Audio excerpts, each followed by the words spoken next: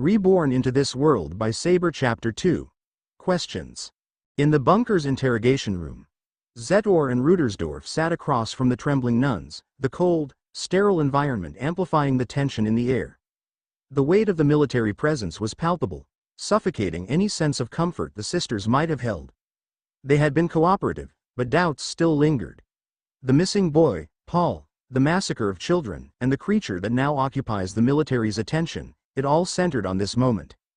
General Rudersdorf leaned forward, his voice sharp and cutting through the tension. "We've read the reports. You speak of miracles, but magic that causes such transformations, this isn't divine." Sister Elise, visibly shaking, stared down at her trembling hands. "We never saw it as something evil. The children displayed magic, yes, but the military doctors who examined them assured us it was nothing unusual. We believed their abilities were blessings from God, not a precursor to anything horrible." Her voice faltered, more from confusion and fear than guilt. A.N.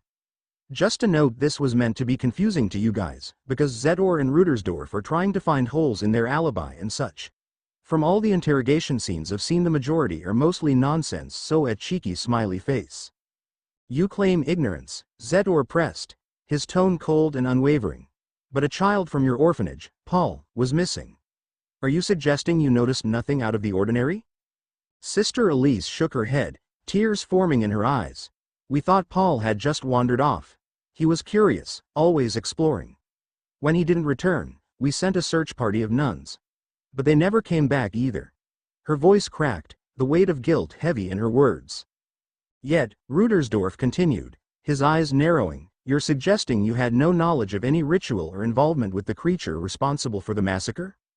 Sister Anne, seated beside Elise, spoke, her voice shaking. "We swear, we did nothing. No satanic ritual, and no harm to Paul. We only wanted to care for the children, to give them a happy life." Zetor's gaze remains hard. "Then where is Paul? You claim he wandered off, yet no trace of him or the search party was found. Do you expect us to believe he disappeared without a trace?" Elise interjected again, her voice desperate. "Paul often wandered into the woods, but this time, he didn't come back. We sent nuns to search, but when they didn't return either, we were at a loss." "We searched the area ourselves," Zetor said sharply. "There were no traces of the nuns you sent, not a single clue." Elise's face filled with fleeting hope. "We were told that some traces of Paul were found, but not the others. We prayed for his return every day." Did you find him?" she asked, her voice barely above a whisper. Rudersdorf glanced at Zetor, then back to the nuns. "Yes, we found the boy you knew as Paul." His gaze shifted to Dr. Schugel, who had been standing in the background, observing the exchange. Sister Elise's eyes lit up with hope. "Thank God." But Schugel interrupted, his voice cold and clinical. "No, sister, it's not time to thank the heavens yet." He stepped forward, holding a file of reports. "We found Paul, yes. But what we found was no longer the boy you remember." The room fell into a suffocating silence. "What do you mean?" Sister Elise asked, her voice trembling with dread. Schugel's eyes gleamed with morbid fascination. "Paul is gone. The creature we captured bore his DNA, but it was something else entirely. Twisted. Distorted. Even the magic it exuded wasn't Paul's, nor any magic we've encountered before." Elise and Anne sat frozen, unable to process the horror. "Something foreign consumed him," Schugel continued, his voice detached. "Paul was likely killed when he went missing. The creature took his form, a grotesque imitation. It's not him." The revelation hit the nuns like a blow. Paul wasn't just dead, he had been replaced by an abomination wearing his face.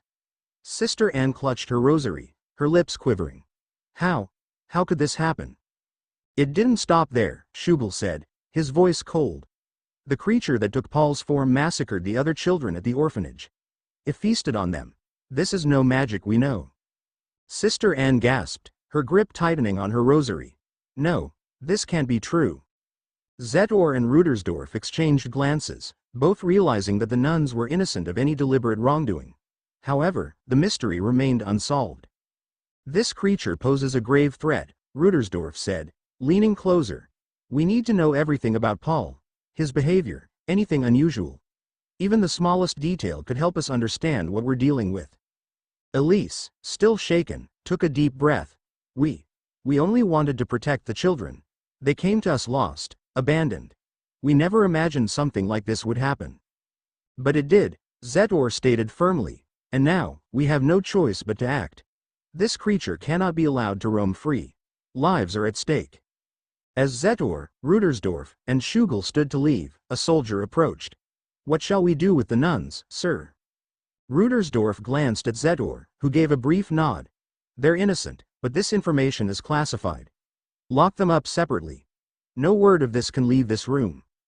Zetor added, not only that, but our reputation would be in jeopardy if it was revealed that such a creature escaped detection for so long. The soldier nodded and escorted the nuns out of the room, leaving the generals and Schugel to contemplate their next move.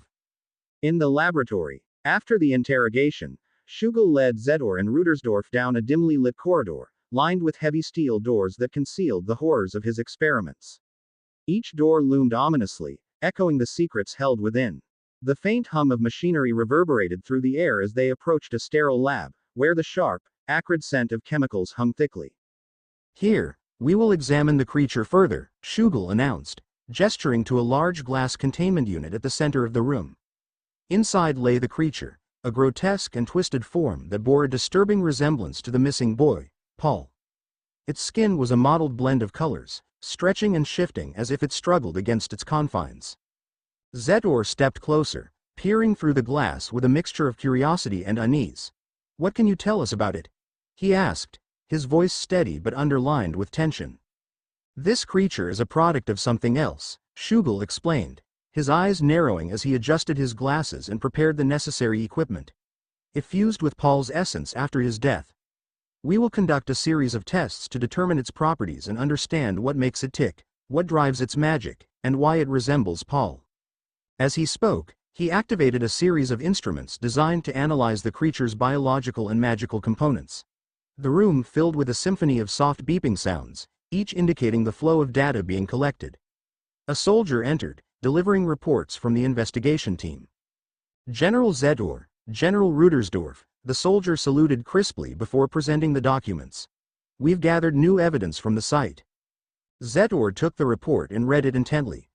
A sense of reassurance washed over him. Looks like they were telling the truth. They found traces of clothing from the nuns, though it's a jumbled mess. He glanced at Rudersdorf, who nodded thoughtfully.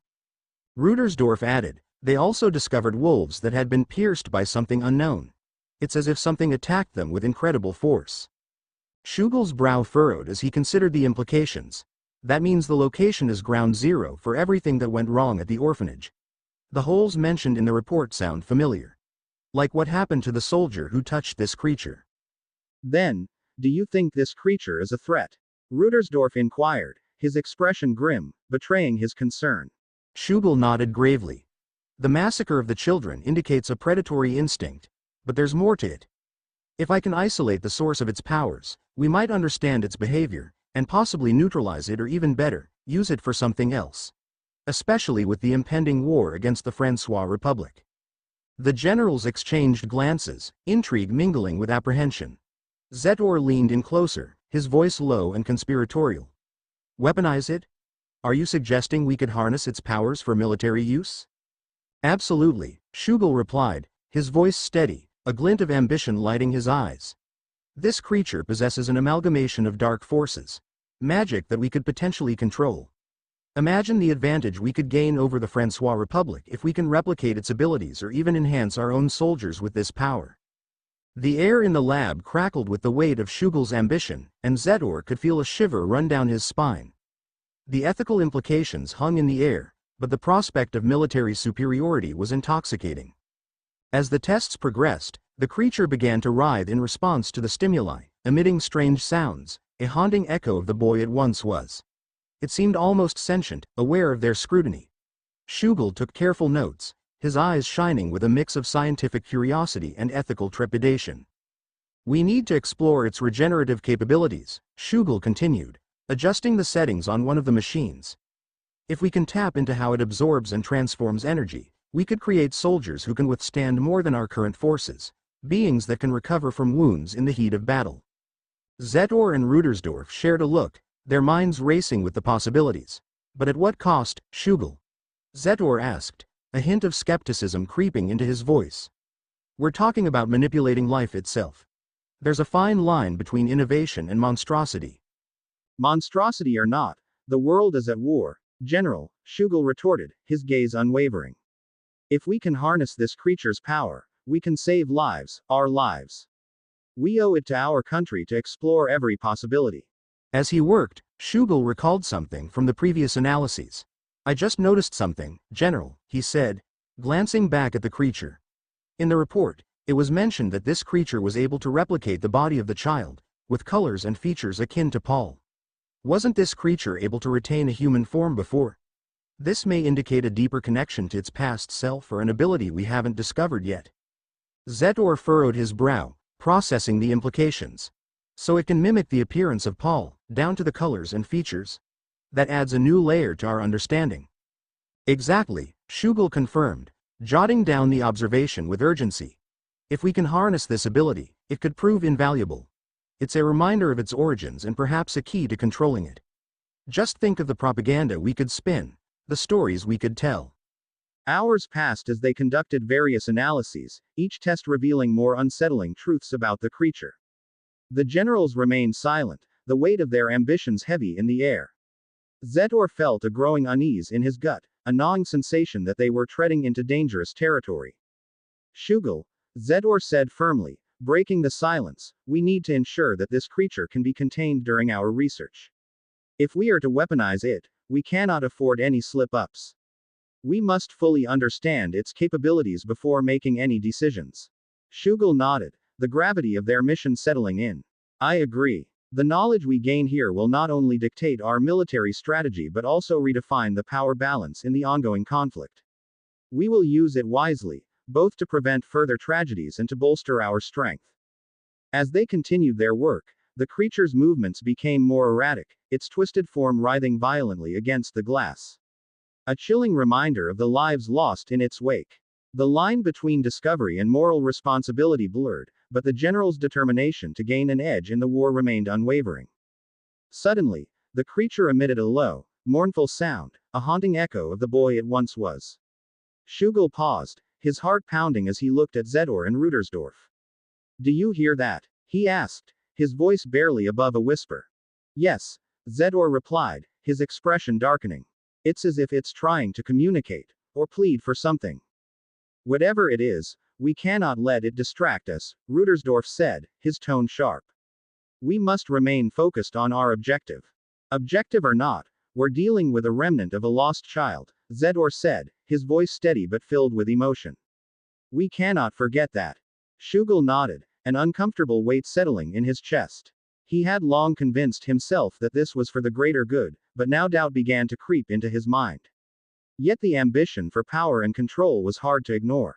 Let's proceed with caution, Shugel said, steeling himself. The more we learn, the closer we get to our goal. We're on the brink of a breakthrough, let's not lose sight of that.